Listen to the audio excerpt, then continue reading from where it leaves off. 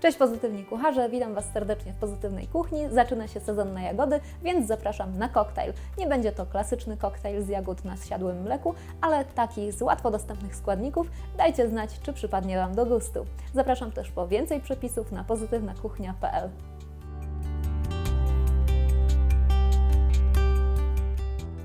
Przygotowanie koktajlu jagodowego jest bardzo proste. Wszystkie składniki wystarczy po prostu włożyć do blendera i zmiksować. Jagód można użyć zarówno świeżych, jak i mrożonych. I nawet chyba mrożone będą lepsze, dlatego że koktajl od razu będzie bardzo dobrze schłodzony. Soku ananasowego najlepiej użyć takiego 100%, a ananasa świeżego, ale można też takie z puszki.